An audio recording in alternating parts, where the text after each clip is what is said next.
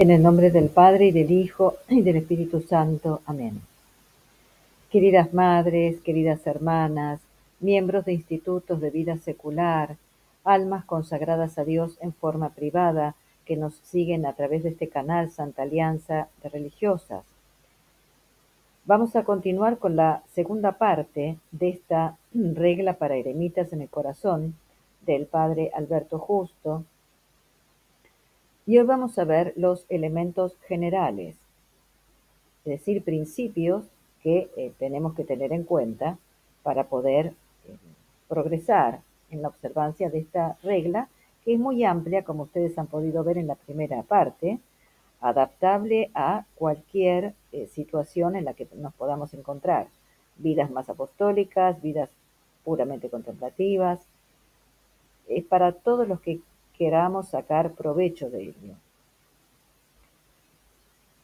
Lo primero que nos vamos a encontrar es una indicación del Padre Alberto Justo en que tenemos que tener bien claramente ante nuestros ojos la posición nuestra con respecto al mundo una vez que lo hemos dejado para seguir a Dios.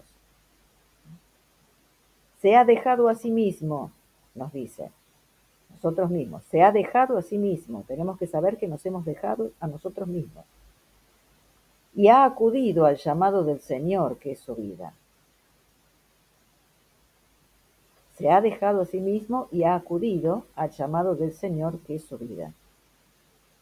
Antes de cualquier decisión posterior, se ha postrado para adorar.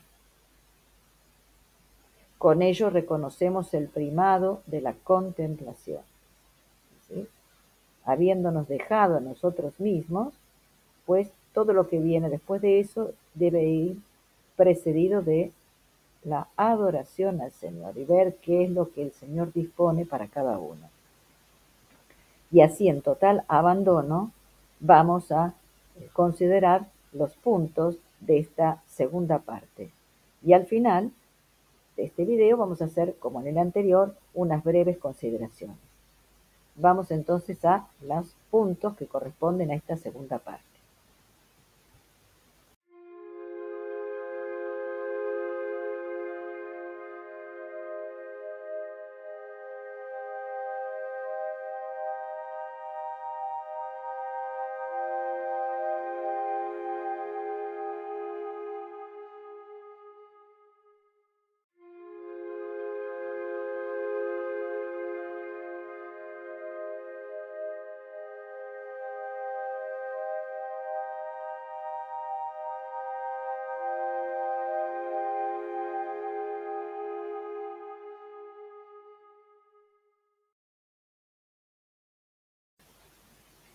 Unas breves consideraciones para ayudar a la lectura de esta segunda parte, sobre todo para aquellos que no conocían el texto previamente.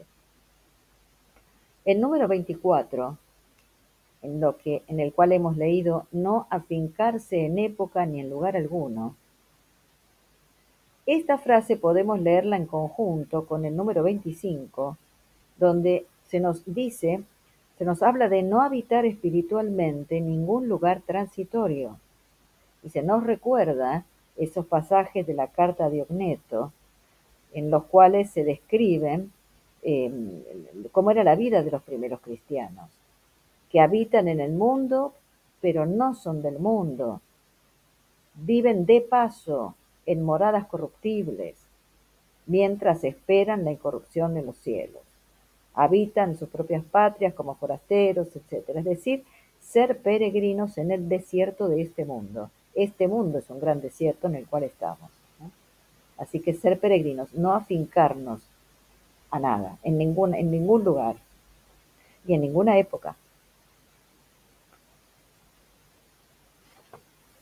Siguiendo también con las otras líneas del número 24, dice, renunciar decididamente a cualquier forma de poder, aun cuando aparezca conveniente, o con el pretexto de contribuir a formas apostólicas. Despojarse de cualquier medio presentarse en el nombre y la palabra de Dios, no apelar a ninguna alianza ni servirse de ella. Es magnífico, estas líneas son magníficas y hay que leerlas también en unión con el número 27, 28 y 32, los puntos 27, 28 y 32, porque se hace hincapié, se vuelve sobre esta idea de renunciar decididamente a cualquier forma de poder, sin hacer alianzas con nada, ni con nadie, ni cosas de este mundo, sino estando en Dios. En el número 27 encontraremos, por ejemplo, la renuncia a cualquier poder de este mundo comporta armarse de las propias fatigas. Las fatigas, los trabajos del monje, esperando solamente en el Señor, contando incondicionalmente con Él, no poniendo nuestra esperanza en ninguna persona humana. El número 28 va a insistir sobre este despojamiento del poder.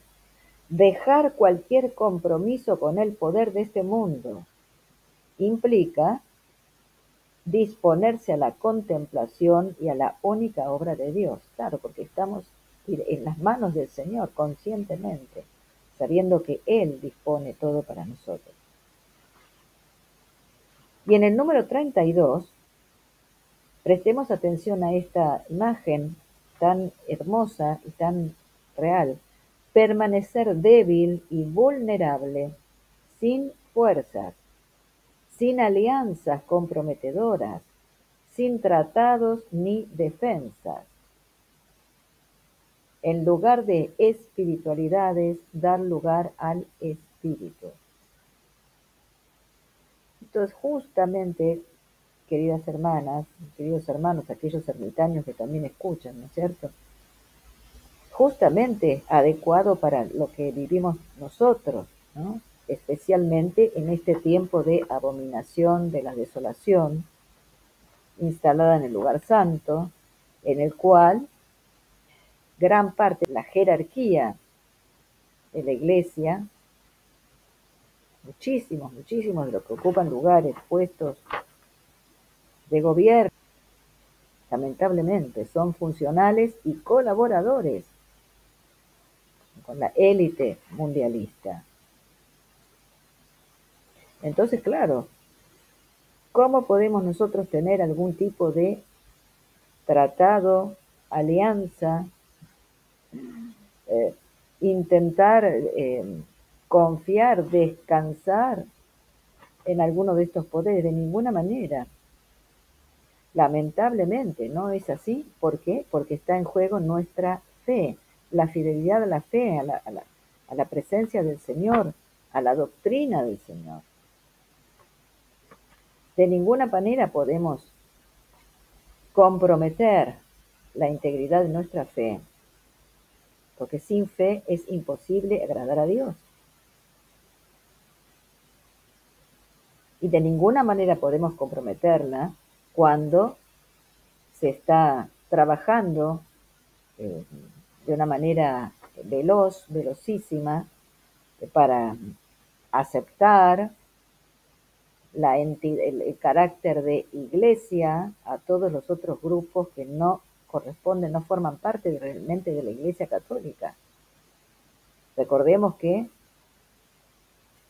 el gran problema instalado sobre todo a partir del Vaticano II es esta herejía terrible de negar la conducción del Espíritu Santo hacia el cuerpo místico de Cristo. La forma de la Iglesia es el Espíritu Santo, que nos lleva al Señor y a su única Iglesia.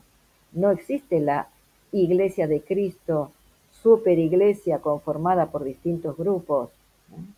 Distintas iglesias, como le llaman. Pues de ninguna manera es así. La Iglesia del Señor, el cuerpo místico de Cristo es uno solo, y es la Iglesia Católica. Así que fíjense ustedes, ¿no? Cómo tratar de, no sé, encontrar un lugar, un puesto, algo en estas circunstancias es gravísimo, nos pone en un gravísimo peligro. Por lo tanto, más que nunca tenemos que perseverar en este permanecer débiles y vulnerables, sin fuerzas, sin alianzas comprometedoras, sin tratados ni defensas, solo esperando en el Señor. El número 26 de esta regla nos muestra cómo el desierto interior es el abandono en el Señor. Desierto interior es haberse abandonado en el Señor, no para protegerse de nada, de ningún tipo de sufrimiento, no, sino para tomar todo lo que viene de la mano del Señor, dejando de lado previsiones e inquietudes, sobre todo en estos momentos. El Señor nos cuida. Estamos en el desierto en donde somos sustentados por el Señor durante este periodo de un tiempo, 2 tiempos y la mitad del tiempo. No protegerse del sufrimiento. Y acá debo hacer una, una, una advertencia, una clarificación, un humilde comentario. El texto, como ustedes ven de la regla, el padre Alberto Justo nombra, acá menciona, una idea extraída de alguna de las obras de Hans Urs von Balthasar. Y como en este canal, ni en el otro canal Maranata, recortamos a los autores, los respetamos, por eso no he querido yo intervenir y puse el texto exactamente tal como el padre Alberto Justo lo colocó, ¿no es cierto? Y no es un autor al que yo admire, ni mucho menos, porque justamente Hans Urs von Balthasar es el autor de esta idea herética de la superiglesia de Cristo, ¿cierto? Pero es cierto que tiene algunas contribuciones, algunas ideas, algunas pinceladas que son realmente valiosas para el autor Alberto Justo, así que yo las respeto y las dejo aquí, ¿no? Y es lo que corresponde hacer con cualquier autor que uno consulte, pues debe ser respetado en lo que dice. Se harán las salvedades luego, pero no lo podemos cortar de ninguna manera. En fin, sigamos. Dijimos entonces, ya habíamos tratado en números 27, 28.